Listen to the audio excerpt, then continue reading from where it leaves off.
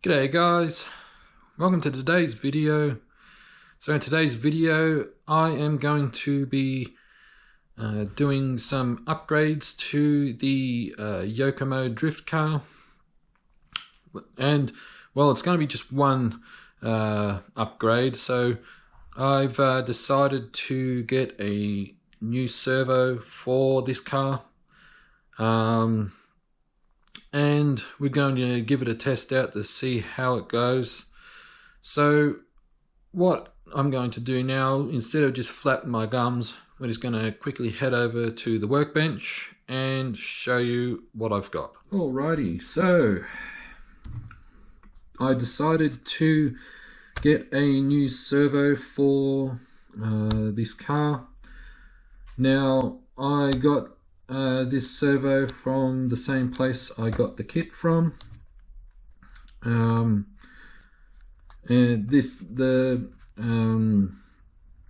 place that I got it from was called MRC Plaza. It's a hobby shop in Victoria that really just specializes in drift cars and drift related items.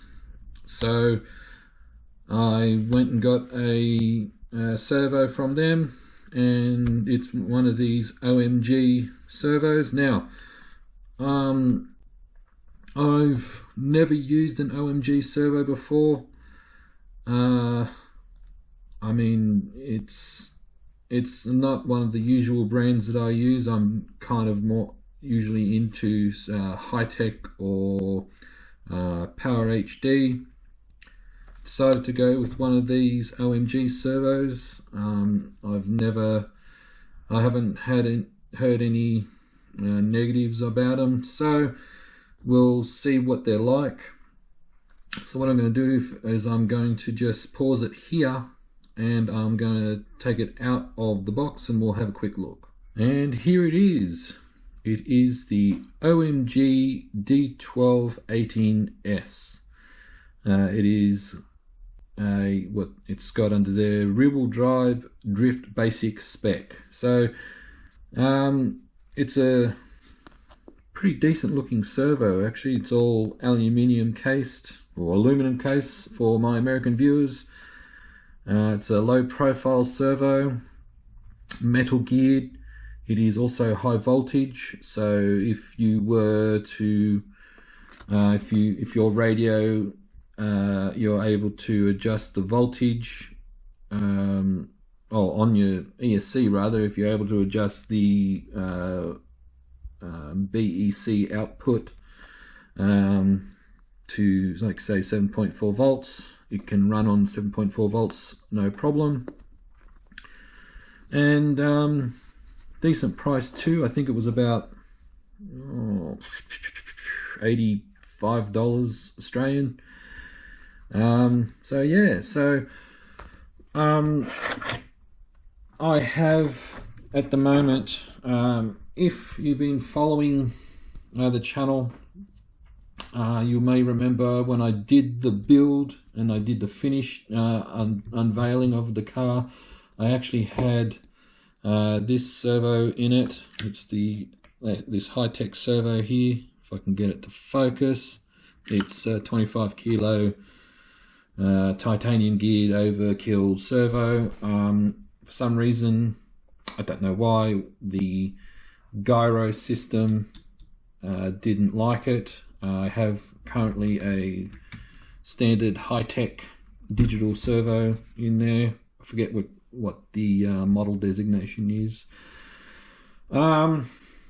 So yeah, I'll be putting this servo in.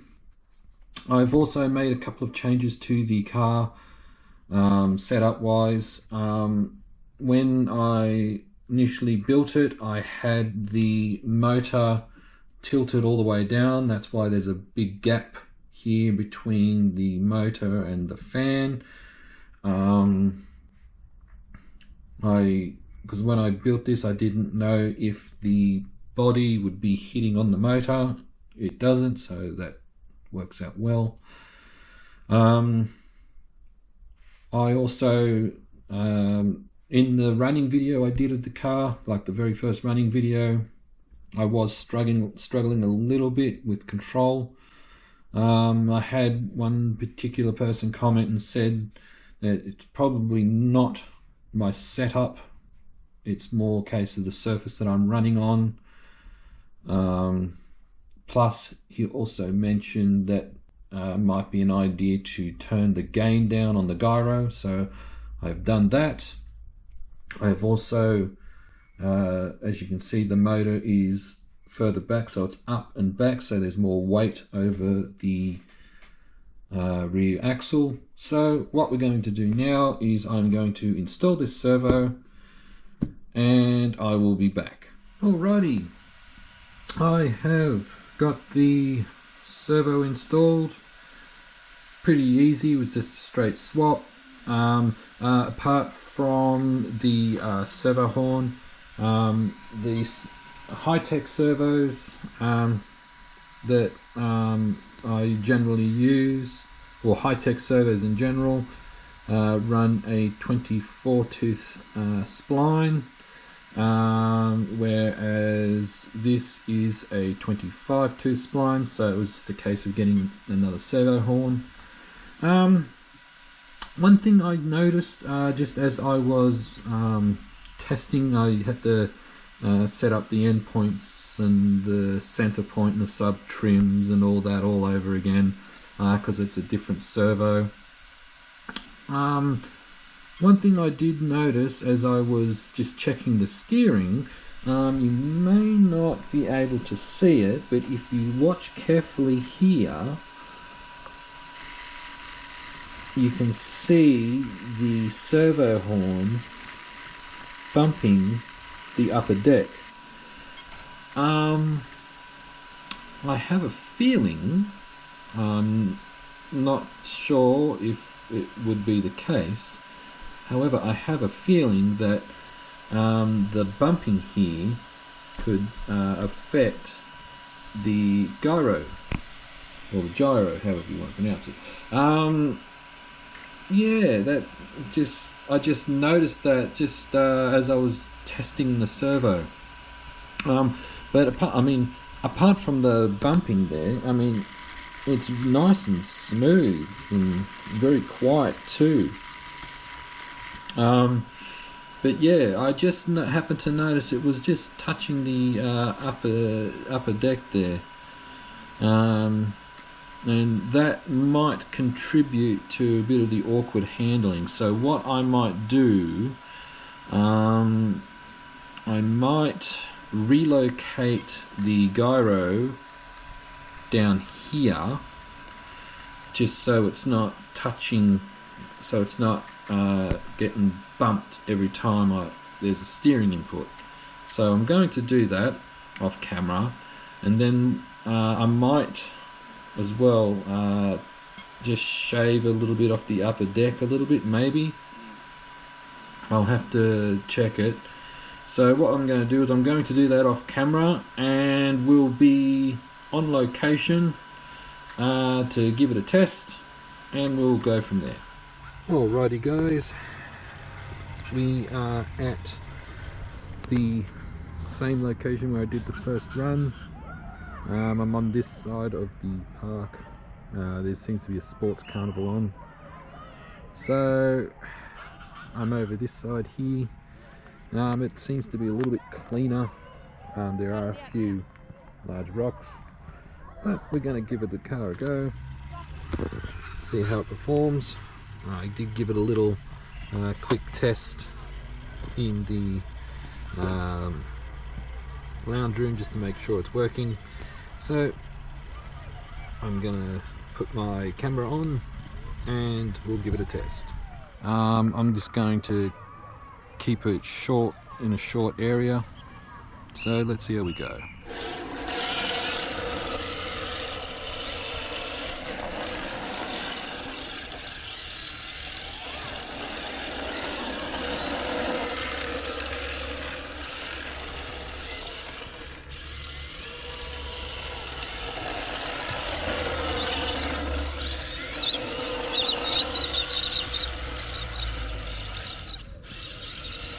Definitely feels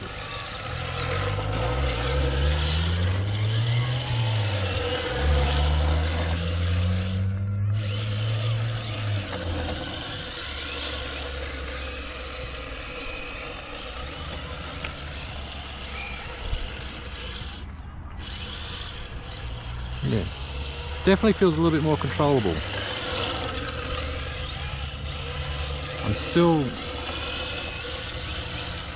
I think part of my problem is also throttle control.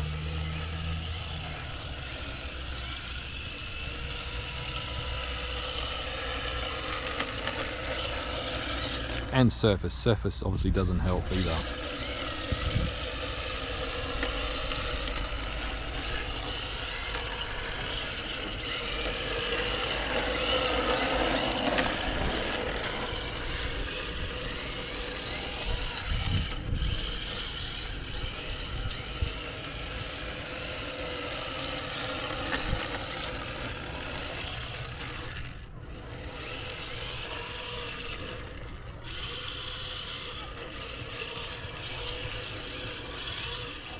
It does feel more controllable, that is for sure.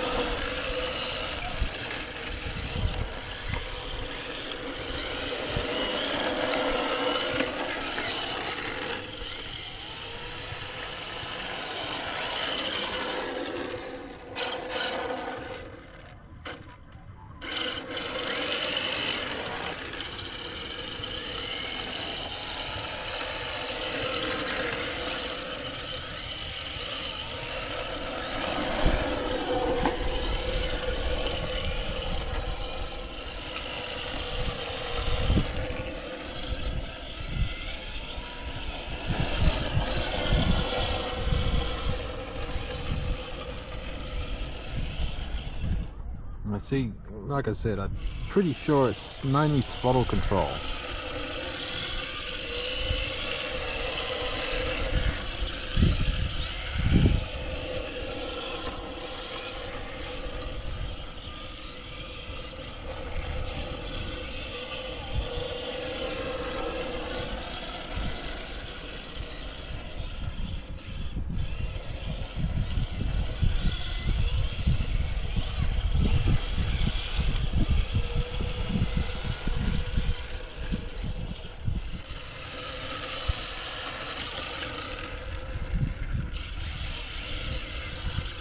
The Servo does feel a lot smoother than the high-tech that I was using.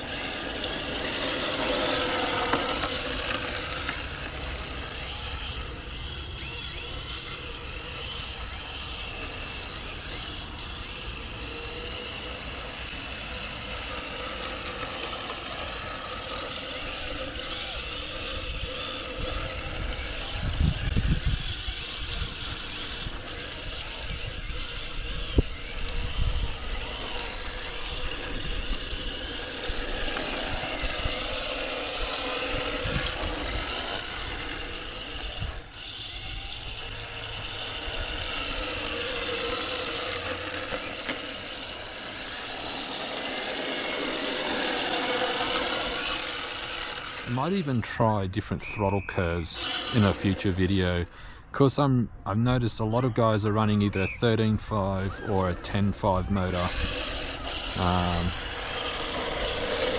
whereas I'm using a 7.5 turn. So it's got a lot of wheel speed at low throttle.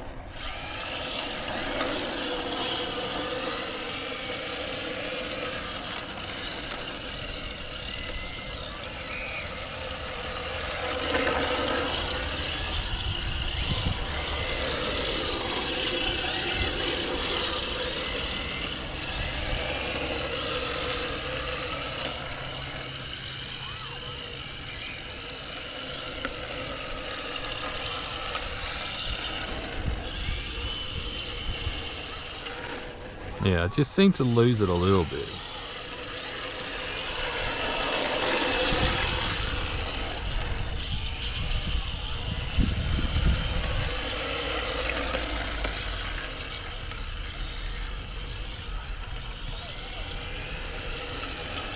But this Servo is definitely a lot smoother. It doesn't seem to be as fast, but it's a lot smoother.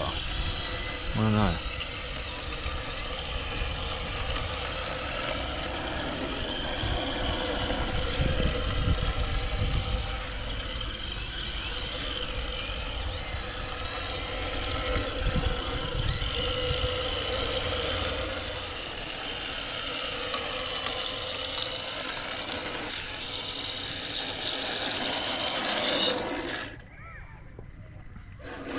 so far I'm liking this servo.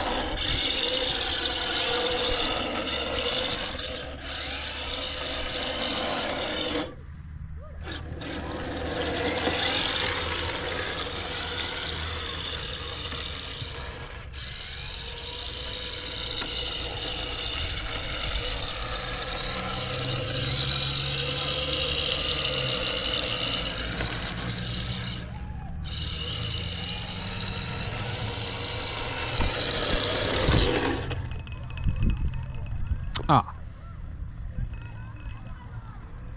Well, that's awkward.